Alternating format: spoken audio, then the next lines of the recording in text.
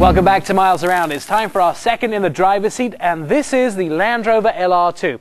It's so new you won't see it many places in the United States. It replaces the Freelander in the LandRover lineup, and that makes it the smallest Land Rover available in the US. Dennis? You know, the thing about the LR2 is it really is just a monumental step forward for Land Rover. They take their luxury interiors, they match it with a new 6-cylinder engine, their active terrain response system, and wrap it into what is an entry level for them. $32,000 is about the starting price, all the way up to the $40,000 plus price of our tester here, into a vehicle that if someone cannot go out and buy a full-blown Range Rover Supercharged, they can get all those amenities in this small utility vehicle. Once we've got the hood up, you can see it's an inline 6 by the air intakes, and also, Dennis, it just has over 200 horsepower, correct? About 230 actually, and 234 pounds-feet of torque. You know, when you talk about a Land Rover and its mechanics, it's not really about what the engine can do, and it does have a 6-speed transmission. That would be nice to talk about as well. It is shiftable with programmable programs such as sport and manual mode, but it's really about the active terrain response system. It's sort of an alphabet soup when it comes to all the electronics that come in this vehicle. The 4 ETC, ABS, DCS, RCS, EBA, HDC, and CBC.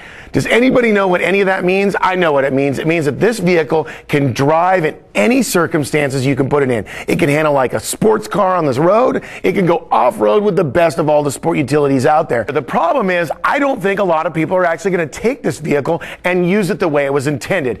Land Rovers are kind of strange that way. I love them. I think that they're absolutely extraordinary vehicles. But the fact is, I don't think a lot of people are going to take their $40,000 black shiny vehicle off-road. Now, is it capable? Absolutely. Probably more than any other sport utility in its class.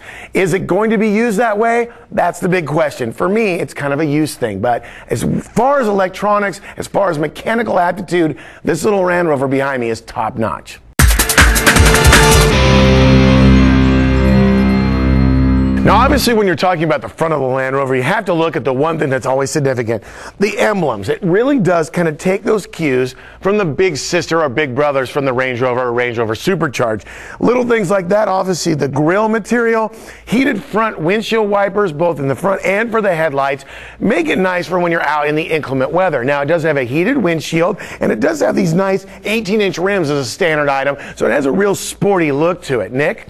Now, you see this only on cars like the Range Rover until now. They've actually got a front vent, and that's now becoming a Land Rover signature for all of their vehicles. Absolutely. Really big, meaty mirrors so you can see what's behind you if you actually had to tow something in this vehicle. The nice valance at the bottom means that you can wash your vehicle off with a hose when you get out of the mud, if you should so choose to take it in the mud. You look at the back here, you can see some of the styling cues taken from their LR3. Now, in the LR3, this is here because they have stadium seating in the back. In the LR2, it's just a subtle indication that this is a smaller child of the LR3. And the rear quarter panels also heated. Now that's luxury.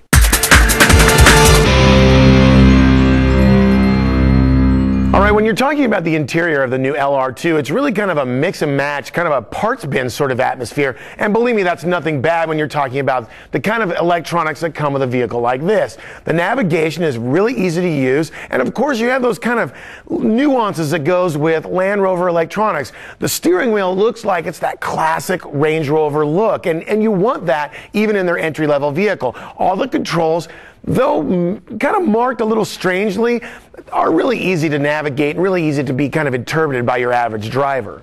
There's a couple of things about the navigation I really liked. One of them is the fact that this is flash system here that you see on your computer on the internet. Now, this is only the second brand of cars to adapt flash for vehicles. The other, of course, the first one was Jag. On the inside at the back here, there's nice rubber floor mats and individual audio selection controls, which means that people in the back can plug their headphones in and listen to what they want to listen. It's also easy to get in and out of, and we can't get out of the inside without mentioning the roof. It's got a great double roof, a sunroof up front which retracts, and in the back a stationary roof. It's called an alpine roof, and actually wherever you sit in this vehicle you can look up and see the stars at night.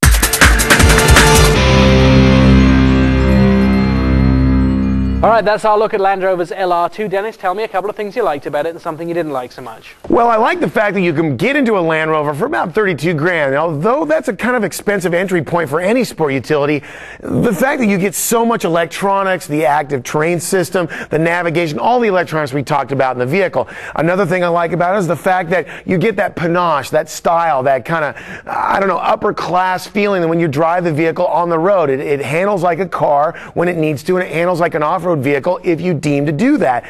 And that's kind of where I would go with the downside is I don't think a lot of people that are going to buy these will ever take them off the beaten path, and that would be my one downside. I think for me, the upsides of this vehicle are it's really easy to drive and it's really easy to take on and off-road. And also, after a hard night, Saturday night drinking, you can come back and hose this car out. The thing I don't like so much about this vehicle is the price. $40,000 as equipped for this vehicle, a little too rich for my blood.